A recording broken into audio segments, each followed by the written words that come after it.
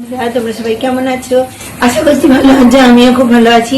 Welcome to Bengal Bloggers channel. Welcome একটা নতুন video নিয়ে। আজ সকাল সকাল রান্নাঘরে চলে এসেছি।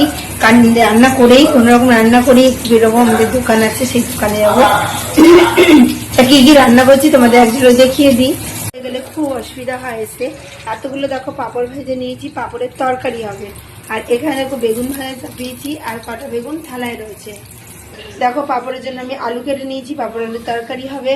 আর এখানে বাঁধাকপি হবে। দেখি কতদূর কি করতে পারি রান্না। গোটা ভিডিওটি স্কিপ না করে বন্ধুরা দেখতে থাকো, আশা করছি ভালো লাগবে।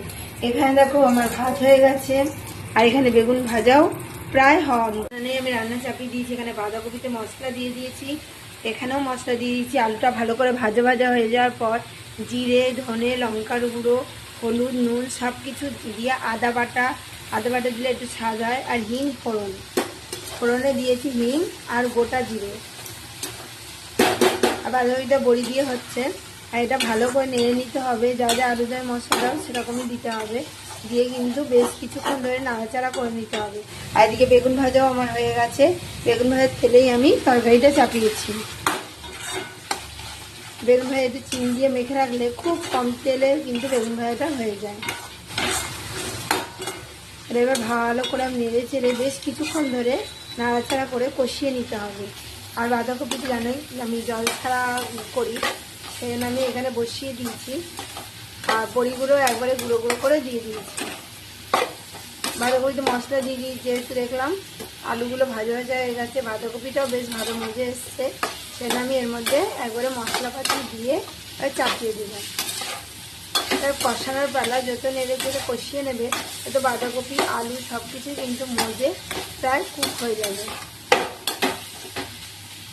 মানে এইদিকে একদিকে নাড়ছি, এদিকে দেখো এদিকে কালারটা কত সুন্দর এসছে। একদম ঘরোয়া মশলা কিন্তু দিয়ে বানানো। আমি কাশ্মীরি লঙ্কাও ইউজ করি না, শুধু মাত্র একদম ঘরোয়া সিম্পল মশলা দিয়ে তরকারিটা কিন্তু বানানো। এবার এর মধ্যে আমি আর একটু জল দিয়ে দেবো, দিয়ে আমি কষিয়ে নেবো। মশলা দিয়ে নাহলে কাঁচা মশলার গন্ধ ছিল। মশলাটা ভালো করে কষিয়ে নিয়ে পরিমাণ মতো জল দিয়ে দিলেই ফুটে উঠবে। তারপর পাঁপড়গুলো একবারে দিয়ে দেবো। তরকারির জন্য আমার ভালো করে কষিয়ে নিয়েছি, কষিয়ে পরিমাণ মতো জলও দিয়ে দিয়েছি। আর এদিকে বাঁধাকপিটা একটু ঢাকা দিয়েছি ভালো করে হওয়ার জন্য। আর এদিকে আমি ঝোলটা একটু ফুটে উঠলে আমি পাঁপড়গুলো সব দিয়ে দেবো। টকবক করে ফুটতে শুরু করে দিয়েছে, ওই জন্য আমি পাঁপড়গুলো কিন্তু সব ঝোলের মধ্যে দিয়ে দেবো। দিয়ে 2 মিনিট ফুটিয়ে কিন্তু আমি আলুগুলো দেখবো সিদ্ধ হয়েছে নাকি। তার আগে আলু না সিদ্ধ হয়েছে তরকারি ভালো লাগবে না। সব পাঁপড় কটা আমি দিয়ে দেবো। আমার কমপ্লিট হয়ে গেছে, আমি পাত্রে ঢেলে নেবো। আর এনে বাঁধাকপিও কিন্তু আমার কমপ্লিট হয়ে গেছে। তো চলো দুটোই পাত্রে ঢেলে নিই। স্ট্যান্ডে এসে গেছি, এখানেই আমাদের দোকান। অনেকদিন পর দেখতে এলাম একটু, কেন তাড়াতাড়ি রান্না বান্না করে সব চলে এসেছি। কারণ কত বাস যাচ্ছে, চারিদিকে বাস আর বাস, সব লোকজন যাচ্ছে।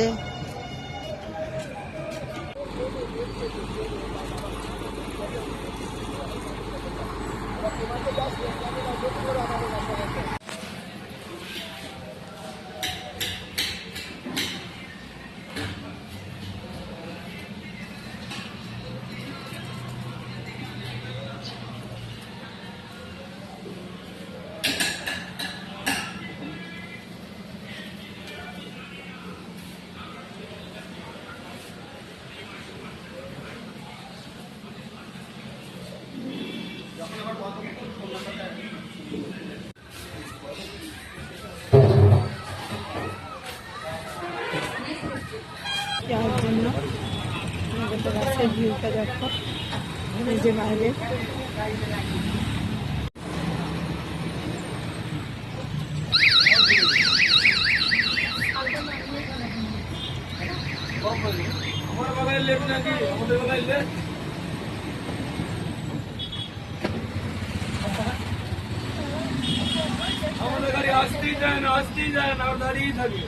তো ভিডিও আমি এখানেই রাখছি। আমার ভিডিও যদি ভালো লেগে থাকে অবশ্যই চ্যানেলটা সাবস্ক্রাইব করবেন, লাইক কমেন্ট শেয়ার করতে ভুলবেন না। কাল আবার নতুন ভিডিও নিয়ে খুব শিখে আসছি। তো সুস্থ থাকবেন, ভালো থাকবেন, সবাইকে ভালো রাখবেন। বাই।